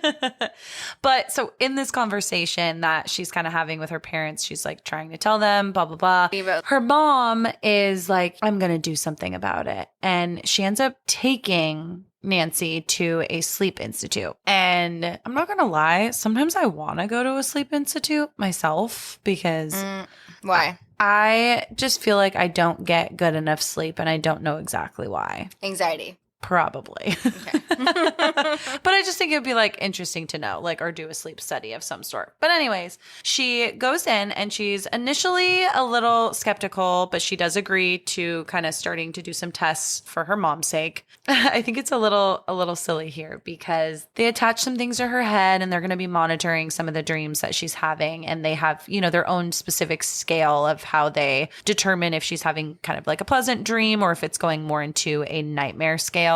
And I think it's kind of funny because the doctor and her mom, Marge, are watching her in a separate room. And Marge is just lighting up some cigarettes. Like it is just no problem. 80s, man. And she is starting to dream. And initially the doctor is not concerned. He's like, he mentioned something in their scale of their testing. So she mentions dreams and she's kind of asking the doctor, what is a dream? And it's very fascinating because he says dreams are essentially incredible body hocus pocus, which hocus pocus is one of Ali and I's favorite movies. I love that for us. And he has a scale that he's looking at where he mentions that someone that's dreaming, if they're charting at like a 3, that's pretty standard, like a 3, 4, 5 even is pretty standard. But as you get into the 6s and aboves, it kind of indicates that you are having a nightmare. And Nancy is dreaming at this time and it is going completely off the charts. And she is getting 20s and 30s as a reading on this, so-called scale that the doctor has. And she wakes up from this nightmare that she has, and her mom and the doctor rush into the room and they're like, Nancy, are you okay? Blah, blah, blah. And Nancy pulls out from underneath the covers the hat, Freddy's hat. And there's something physical that happens to Nancy after this one dream. Yes. And it's actually kind of silly because when she's in her room with Glenn and Glenn is supposed to be kind of standing on guard while she's having a nightmare, she looks at herself in the mirror at one point and she goes, God, I look 20. Oh, wow. That's depressing. It's depressing, but also hilarious because I read a Freddy fact about that and she actually is 20 in this film. So even though she's supposed to be playing a high school gal, it's kind of silly that she says, oh my God, I look 20. Something that is actually a thing is when you experience trauma or any kind of weird situation, you can get white or gray streaks in your hair. And that's what Nancy experiences after this in the hospital. So we start to see the white come into Nancy's hair, indicating that trauma, which I also love the white hair look. So don't hate it. It's kind of a vibe. It gives me like Rogue vibes from X-Men. Oh, yes. Yeah. Mm-hmm. Which I kind of like. So I like it too. I'm kind of into that. Me too. But yeah, she has this like gray streak in her hair now. And even her mom sort of makes a comment like, oh my God, look at her hair. Definitely a stressful situation, which I want to make another film parallel because if we remember in Poltergeist, oh, yeah, the mom's hair Yep. gets a little bit of a gray streak after she goes through everything that they went through in that film. Reference to episode 1 if you haven't already listened. Please go listen and like and subscribe or whatever everybody says. And rate. Give us a 5-star rating. Yeah, do that too. But if you hate us, don't rate us. Yeah, don't do that. Going back to her grabbing Freddy's hat from in the dream, she tells her mom's like, where did you get that hat? And she says, I literally grabbed it off of his head. You could tell she's sort of kind of already realizing like there may be things that I can pull into this real world, like from my dream with him. And, you know, she's starting to question a lot of things. She's definitely starting to question like how much her mom might know about some things. Her and her mom get home from the Sleep Institute and her mom is on the phone, I believe with her dad, or, you know, so it's implied. And she kind of hears them talking about Nancy and her, you know, finding the hat. And the mom's like, you know, I literally have the hat physically right in front of me. Like, I don't know how this happened. And so her mom is just insisting he's dead. There's no reason for you to be upset about it. Like, just trust me, but like he's dead and he like can't hurt you. And we also see Nancy's mom starting to spiral a little bit too at this point. And we've already seen her consuming alcohol on a pretty regular schedule while living with her daughter. But we see her hiding an entire bottle also behind her back after they've gotten home from the Sleep Institute. In my notes, I put, she's kind of a vibe. The mom. In a bad way, yes. And I put, she's hot and not bothered. That is true. And she's problematic, but yeah, aren't we all? Mm-hmm. Mm-hmm. Very true. So after she kind of has this moment with her mom where she definitely is starting to feel like her mom knows more, but still hasn't quite told her what's going on with this whole connection. Like, how does Freddy make sense into all of this and all of the nightmares that she has? Then we see actually the scene where Glenn and Nancy are walking along the canals of Venice Beach in LA. But again, it's supposed to be like Springwood, Ohio. Yeah. And they're talking about the dreams again that she's been having. She starts to ask Glenn kind of, you know, about some of his dreams, and they start to have like this discussion. And Glenn asks if Nancy has ever heard of the Cambodian lore that Allie mentioned sort of in the beginning of our episode, and about how a lot of these people were seeing things in their dreams and doing this and that. But it's a little bit different in the film. In the film, they talk about having dream skills and how to kind of turn your back on things in the dream in order to take like energy away from it. So if you encounter something like a monster in your dream, you're supposed to just like kind of turn your back to it, and then it takes all energy away. She's also reading a book, which is really funny. And the book is all about booby traps. And so Glenn kind of questions her about that. He's like, wait, what are you reading? And he asks her, and I think it's really funny. I wrote down the quote. She says, well, I'm into survival. Okay. We're going to make some connections a little bit later in the film, so I'm not going to mention it 100%. now. But it's just kind of funny that she has a book literally all about booby traps and like devices to catch people or to stop them from doing something. So after she has her little walk with Glenn, Nancy comes home and she sees that every window and door in her home has bars on it now. And she says, oh, mother. And she's really pissed about it. So goes inside and immediately tries to question her mom. And she actually comes home to like a weird, like, I don't know. Her mom looks kind of scary to me in this part. Her mom has definitely been drinking and her mom is smoking a cigarette and she's in her pajamas. And she's like, I got to tell you something. Come down to the cellar. Which like kind of creepy. Like at that point, if I had been seeing what I had already been seeing in my nightmares of Freddy and everything, I'd be like, is this Freddy like messing with me? She goes down with her mom to the cellar kind of reluctantly. And her mom leads her to the furnace. And the furnace, isn't on at this moment, but they sit in front of the furnace for a second. And her mom starts telling her a story who Freddy is.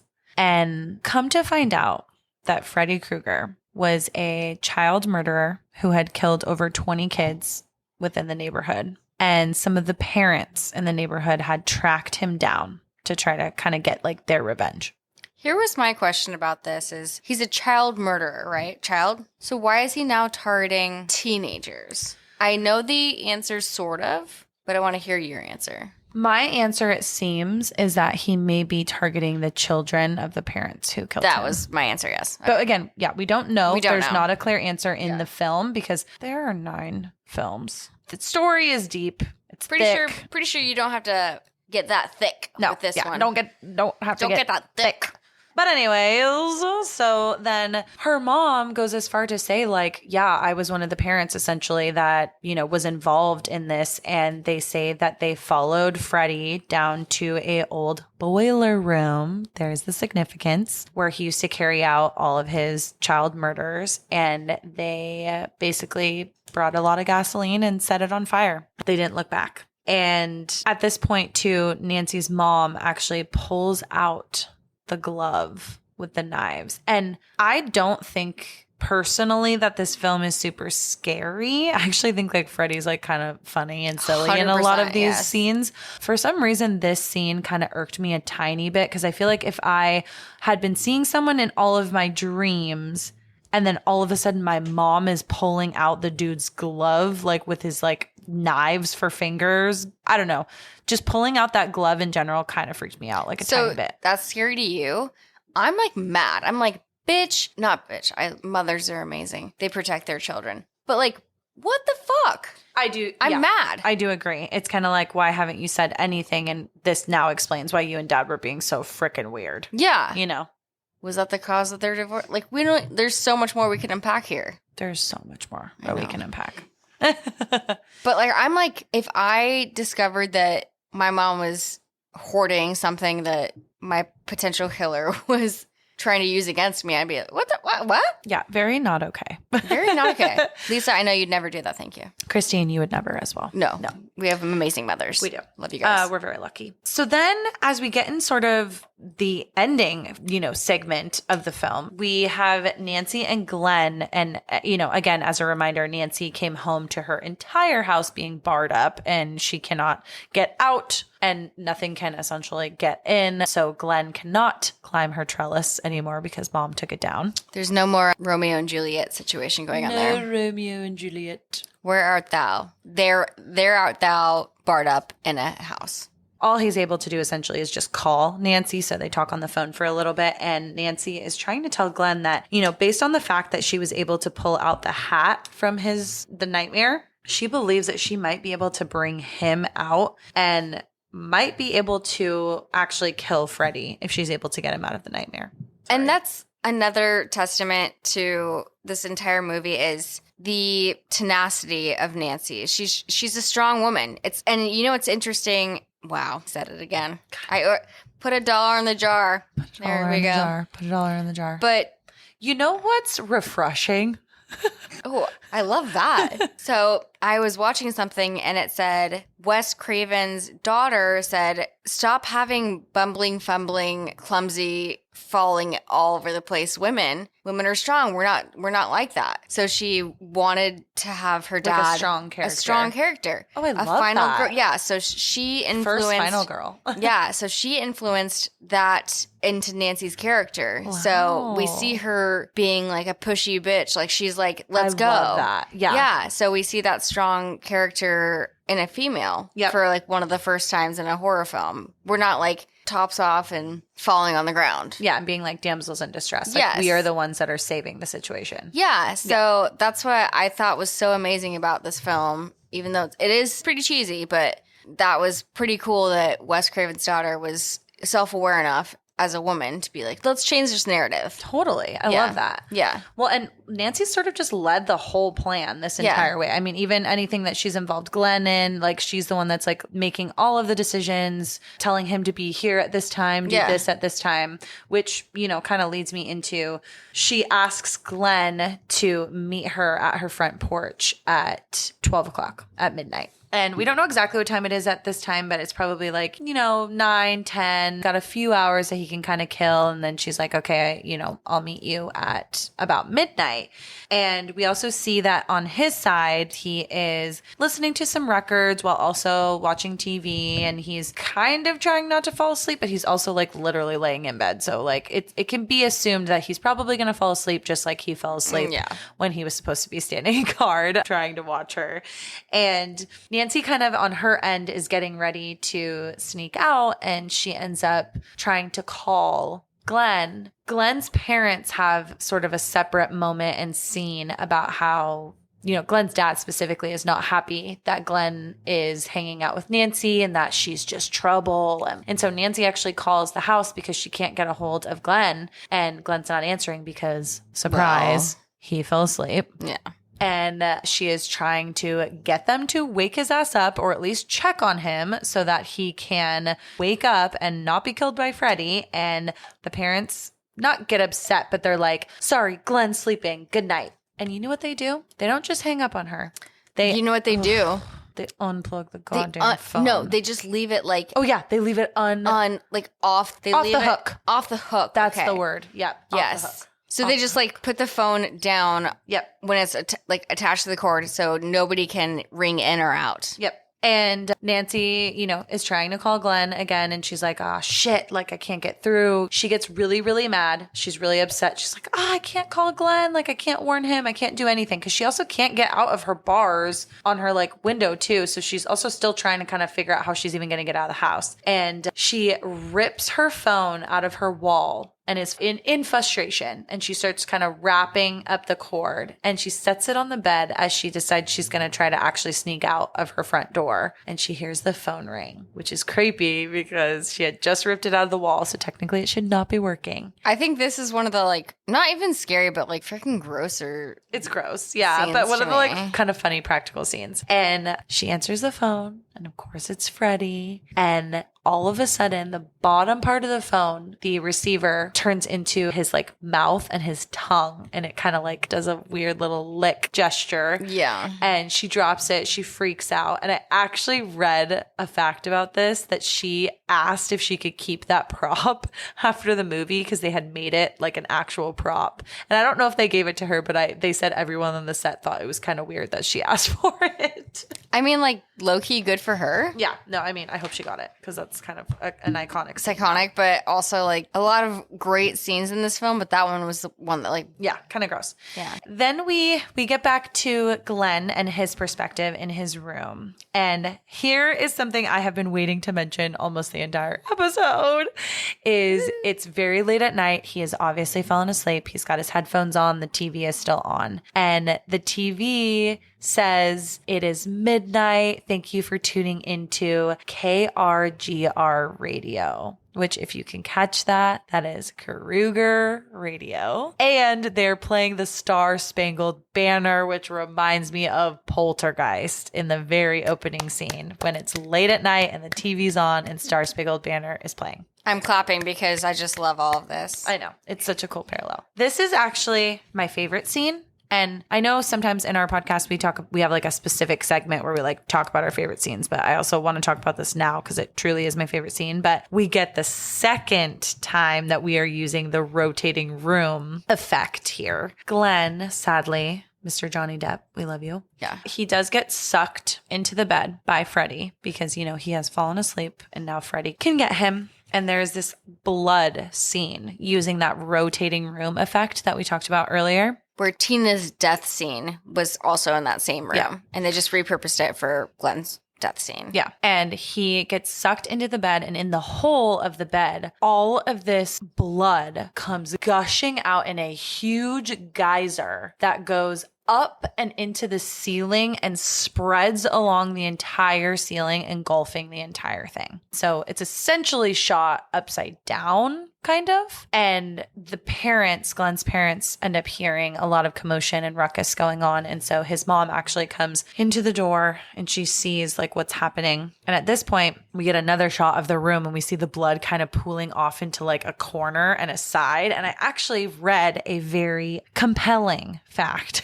about this. 500 gallons of blood, fake blood, was actually used throughout the whole movie, but this scene took most of that. And they actually kind of messed up this scene, and they only really had one take with the budget that they had and just with everything, all of the resources. And they messed it up because something had malfunctioned when the water or blood, quote unquote, was coming out. It started to kind of hit some wires and it started to uncontrollably like gush out of the hole, that it was really, really hard for the people that were manually controlling the rotating room to control it. But it made for like the coolest scene when it was done, and they definitely got the shot. Yeah, and Wes Craven was like, sick. Yeah, he was like, actually, that worked out really well. And no one magically got hurt too, which was crazy because we actually found out later on that several of the operators and camera operators were in these like seats that were attached to the room so that they were essentially like buckled in. And if the room was rotating, they were kind of rotating with it. And in the ending position, they were stuck upside down for over 20 minutes. Yes. But everyone was okay. No one got hurt and they got the shot. So it was pretty magical. If you have not seen it, I don't know what you're doing and where you're listening to this, but Yeah. like go do that because it's a pretty epic shot. Yeah. And another thing I want to point out about that scene too, and this whole like rotating room scene actually originated with Fred Astaire's film, The Royal Wedding, in 1951, as pointed out by the producer. When he and I actually first watched the film a few weeks ago together, that was one of the first things he said was, he's like, I know I've seen this scene before. And he's kind of a fan of some of the older musical films, especially with like Fred Astaire. He loves the dance. And he mentioned, hey, I think that actually this was originated in this film. And we did a little bit of research and it was really, really cool to see actually how Fred Astaire even did the scene back in 1951 with no body doubles or anything. So go and watch that if you can. So sadly, after we obviously lose Glenn, I mean, he was absolutely pulverized into liquid. Do you think that much liquid is one? No. Okay. I think it's supposed to be like Other people. unbelievably, like an unbelievable amount. Like it's supposed to be crazy to clean up, an unbelievable amount that would not be in one bot. It's supposed to be just like outrageous, I think. Beautiful. Love that. I Yeah. love that Yeah. for them. No, totally. Yeah. And so, Nancy sees the commotion that's going on across the street because all of a sudden now the cops, including her dad and ambulance, everyone is across the street, and she knows that something has happened to Glenn and she can't get out of the house. I'm running out of words. A gripping fact during this scene too is that, we have just seen Glenn get absolutely pulverized into liquid, and it's a little bit funny, but not funny, but an ambulance rolls up with a stretcher to his house, and that's not going to happen. Look, liquid on. To put liquid. They should have just brought buckets. Bottles. Buckets, bottles, bowls. They actually did bring a bowl because some of the liquid started to leak from the roof. Right, that's right. From the ceiling of the bottom floor underneath Glenn's bedroom into the bottom floor. So, But also like R.I.P. Glenn. R.I.P. Glenn, R.I.P. Johnny Depp. You made it pretty far for a horror movie. I would agree. Yeah, I would agree too. And Nancy is freaking out. She has tried several times to already leave her house in some sort of way, and she can't get out. And her mom will not let her out either. Her mom is basically staked out on the couch and telling her, Nancy, you are going to get some sleep tonight. You are not going to go out of this house, blah, blah, blah. She's like, Mother, give me the key. And, obviously that doesn't happen. So Nancy ends up calling Glenn's house and getting her dad on the phone and telling her dad, hey, I know that it's Freddy that did this. Please, Dad, like if you could just help me, if someone could help me, I can get him and bring him out of my dream, and you can kill him or arrest him in real life if I can just get him out. that's what's cool about Nancy is she's, like we keep saying, the original final girl. She's To fix this Yes. situation and to keep anyone else from getting killed again. yeah. Like, not even is she just trying to save herself. She's like, no, we're going to stop this Nobody guy else will get hurt from Exactly. this, even though a lot of people have gotten hurt. already, but out of her control. Out of her control. Yeah, we'll look past that. Yeah. And she tells her dad, if you can just please come and get me in 20 minutes or come and check on me in 20 minutes, I will have this guy that will give me enough time to basically have a nightmare or go into my nightmare, get Freddy and bring him out so that you can arrest him. And she does make a note that at this point it is 12:10 a.m. So it's a little bit after midnight. And she tells her dad that will put us at 1:30 midnight and we will get the guy. I know that she's tired because she hasn't been sleeping, like obviously, but I wish I could fall asleep that easily. No? I can't relate because I actually can. Okay, well, fuck off. Yeah, I can. If I'm Okay, really tired, well- I can. You should know this about me. Well, you should know that I can't sleep at all. Maybe I'm Freddy Krueger. Okay, and I've just been sleeping next to you for years. Okay. Don't drop that kind of a bomb on me on this podcast. We'll see. I'm spending the night tonight. I know, I'm scared. Producer, can you stay too? Jeez. Group sleepover. But if some of you were wondering about the booby traps that she was reading Ooh, about, yes. this is where they come back into play. And I just want to say that during this point in the film, I'm hitting my pen really hard against my notebook. This was absolutely the inspiration for Home Alone. And I don't care what you say. 100% she Kevin McAllistered the fuck out of the She house. did so many things in the shortest amount of time I've ever seen, and so many cool things to try to catch Freddy in the act and bring him home. Literally, Kevin McAllistered the fuck out of it. She really did. She really did. And I would love to hear what Macaulay Culkin thinks about this film and the Should we get him inspiration on for. here? I think we should. So, Okay. Macaulay, this is a formal invitation for you to come onto the podcast. Please. And I'd love to talk about your experience on Home Alone because actually, we really love that film. We want to talk to you about that one. We'd love to talk with you about it. It's low-key a horror film too, if you think about it. Joe Pesci would absolutely agree. both- And so she makes several booby traps to try and, essentially stop him in any way, or if he does come into the real world, to do something to sort of hurt him, or at least it's nothing like to really kill him necessarily, but just to kind of either slow him down or make it easier for him to be caught. So here's the thing that I got confused about is in the dreams, he can't be killed necessarily. But when he's pulled out of the dreams and he's brought into real life, then he's more vulnerable. And that's where we get into this scene where, he's with Nancy and he's in real life. Yeah, it does get very confusing when you're going back and forth between what's a nightmare, what's a dream, what's not. But I think it's definitely supposed to be that way. It's supposed to be this fluidity between reality and dreaming and what is real. Because I read a lot of novels too that have a lot of plot twists, I feel like, especially in this film, I was sort of preparing myself at any time to think that anything could possibly be a dream. I mean, even at the end of this film, it's it was all a dream. You're just you never know. And so, Nancy is ready and she essentially puts herself into this dream state in this final part of the film. And she goes to the cellar during her dream, then goes out of a door essentially that leads just directly to the boiler room, of course.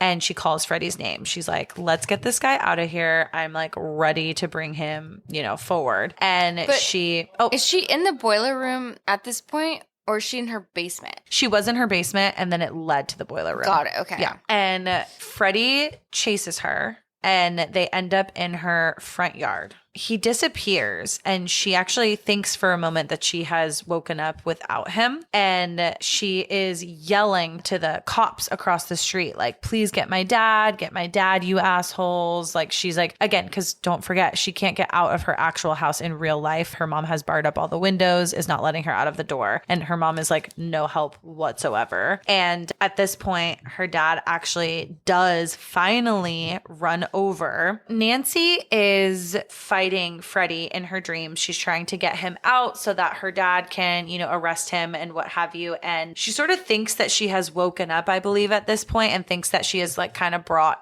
Freddy out into this, reality and into the real world. And I want to mention that too, before this, she, in the boiler room, while they were in the nightmare still, she actually was able to pour some gasoline onto Freddy, and she actually lights him on fire. And we see this like epic scene of him completely engulfed in flames, but sort of still kind of like walking around. So he's not fully dead or anything. He doesn't fall to the ground. And then she now is back in her house. And again, I apologize if I'm kind of jerking around here in the different scenes, but it's the dream world. So nothing really makes sense. And there's kind of like ins and outs between reality and the dreams. But she calls for her dad across the street, and she calls to some of the cops. And again, they're at Glenn's house. They're trying to clean up the crime scene over there. And she's like, "Get my dad, you asshole." And so her dad ends up coming in. And when her dad comes in with some of his other cop friends, they actually find some flame footprints that are going up the stairs to her mom's room. And this is a pretty sad scene because obviously she doesn't have the best relationship with her mom. But they open up the door and they see Freddy on top of the mom on the bed, and he is still covered in flames, and she ends up lighting on fire. And the dad, Lieutenant Thompson, he actually tries to put a blanket like over both of them. And what happens is Freddy completely disappears, and all of a sudden we see this weird scene. It's just like the mom's burnt skeleton. And in the bed, we see her sort of sink into this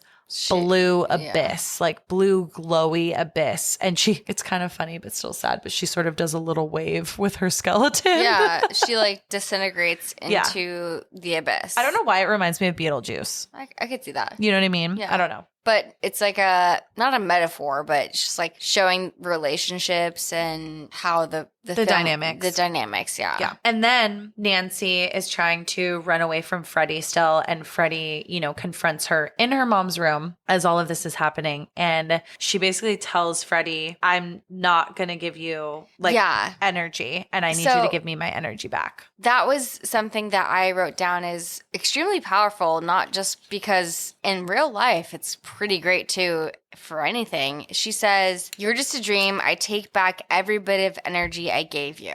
And I'm like, yeah, bitch, I take back every bit of energy I gave anything that does not serve me.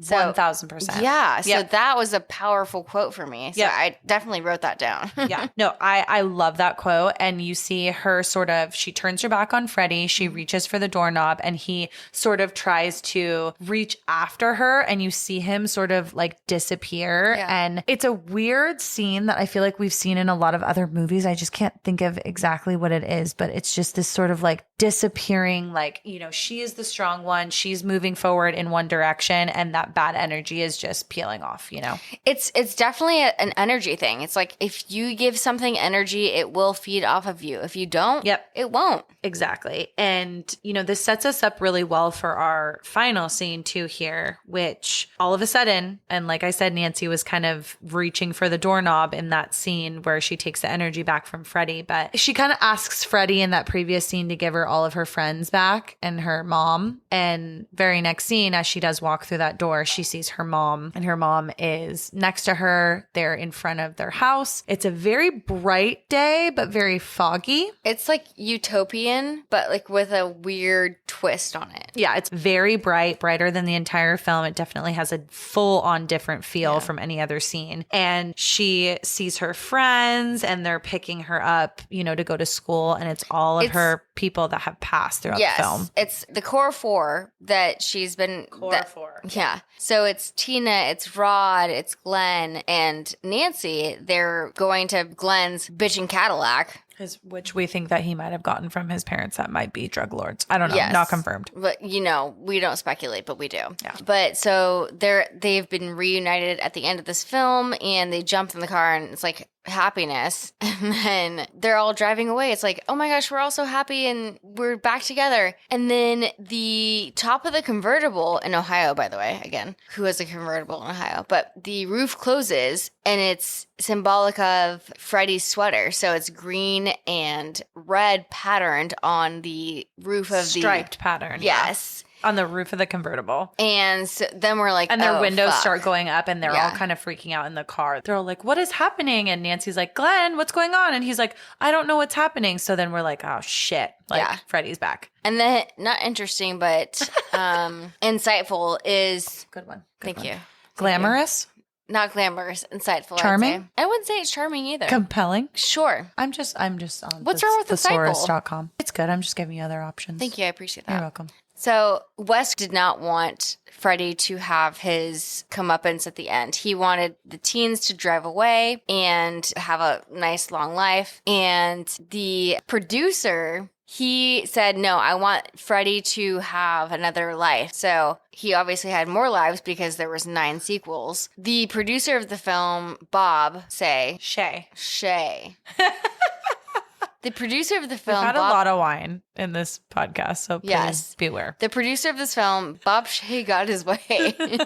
He wanted a world in which Freddy could live on. The equal opportunities it was kind of, a blurred line. What actually happened? Obviously, we know now that there are more sequels. He lives on, but like the ending is very ambiguous. You don't really know if Freddy necessarily won or if you don't know if this is real. Is this a dream? Which is the whole freaking movie. It's like you don't know sometimes like whether they're in a dream, a nightmare, or like what they're in. So this is also kind of a funny story is when they were trying to sell this to a production company, they wanted both this Freddy Krueger like car scene that we just talked about and the mom getting taken away scene. And so they had to last minute put it together like in the studio while the production company was like watching it. They had to they did. They had the production. They had like some suits on set. Yes. Like the last few days of filming. It was like a crazy, I'm sure it was extremely stressful. So good for you guys. But so once that car drives away that is going to kill all the kids potentially, but not because we don't know for sure. Yeah. They cut back to the house and it's the mom and she is standing in front of that blue door and all she's of a sudden kind of like waving the kids off. Yeah, she's like, oh, I'm so happy even though I just saw you get taken away by like a murder van. Yeah. Murder convertible. A murder convertible, yes. And so then a hand comes out of the top of the glass door and it just brings her inside. And it's so evidently a cheesy dummy doll. It's so bad. It's literally like a blow-up doll because that's probably all like that a sex doll. No, that's literally all that could probably fit through that little. Yeah. It's like on a front door, sometimes they have those little, like a tiny little looky-loo window. And literally Freddy just like reaches his hand, breaks the glass, and grabs the mom and just sucks her in like she's a blow-up doll. And then it ends. We don't know much after that. That's it. Like we know nothing. Yeah. Anyways, thank you for joining. Hot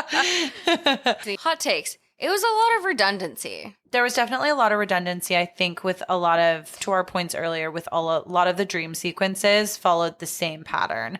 And I do kind of wonder if that was purposeful. The dreams could have been different enough to where they're all still seeing Freddy, but at least like in different ways, That's why like I barely remember a lot of these scenes is just the redundancy, but it was a good film. Yeah, totally. In the 80s, I feel like it was a great film. Really great effects, which we really liked. We love that it gave way to some of our favorite actors in the horror genre or even other genres today. And even like you said, effects, but like special effects, not bad. Yeah, no. Pretty good. And I think I love that I got to learn more about the rotating room effect, which like definitely the producer had a big help in. I guess, Allie, like what was your favorite scene, would you say? I know I kind of mentioned mine already was that blood scene with Glenn. It's just so well done. I have a hot takes section in my notebook and Johnny Depp is so hot. So hot. I hope he's of age in this film. I'm pretty sure he is. I'm pretty sure he is. Yeah. But I think that's probably my favorite scene too, just knowing the technicality behind it and just... It was so well even done. not knowing how it's shot, it's pretty visually impressive. Yeah.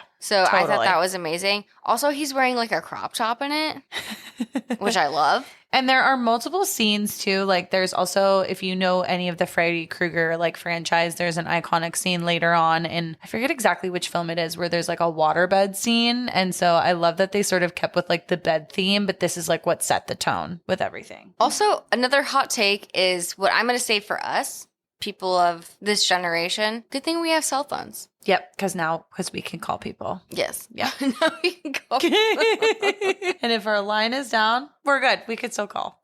And one of my favorite, I know I just spoke about a great line from Nancy, but another great line she says is, "This is a dream, it isn't real. This is a dream, it isn't real." Yep. And to me, I'm like, because I spoke about my nightmares, I'm like, oh. Like, have we learned some valuable lessons? I think maybe I learned some from valuable Nancy? lessons, yeah. And what did she say too about like you're taking all this energy from me and I'm Yes, taking exactly. it back from you?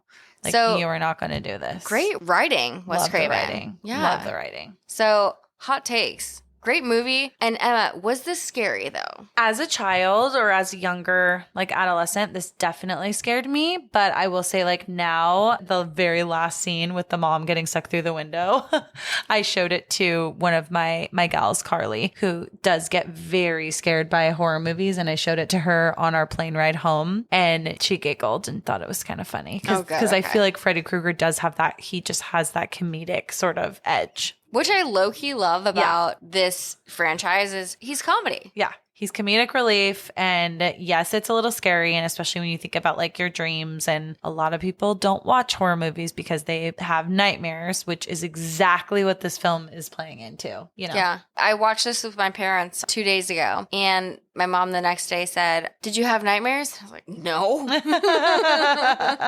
Did You're you? like, not really scared. Did she have any? I hope not. Oh. Wow, I'm so self-involved. I didn't ask her. Sorry, Mom. And I will say before we end our podcast today, we definitely want to answer our trivia questions from the day. So, Allie, do you want to kick us off Yes, with the answer I for will number one? Definitely kick us off. And the question was, which rapper sang the 1988 hit single Nightmare on My Street? And before I look at the answer, I would like to know what both of us put down. I put Tupac. So I put a couple different. Did you put Eminem? Yeah. I put Eminem, Will Smith, and Tupac. Okay. So let me reveal this answer. Oh my gosh. What was it?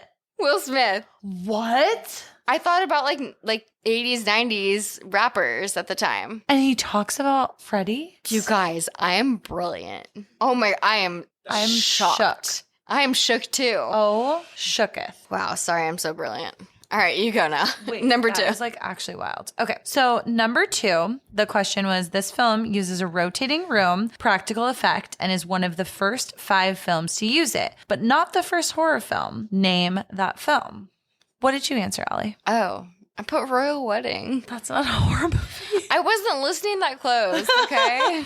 I put Poltergeist, so I get that point. Wait. So we've got 1-1 right now. You got the first one with Will Smith. I put Tupac, but so we're 1-1. So this last one is a tiebreaker, Allison. I'm almost positive we're both going to get this right.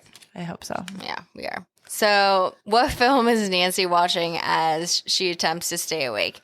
Emma, what do you say? So my answer was Evil Dead, but I couldn't figure out if it was like the first or the second one. I think I put Evil Dead, the first one.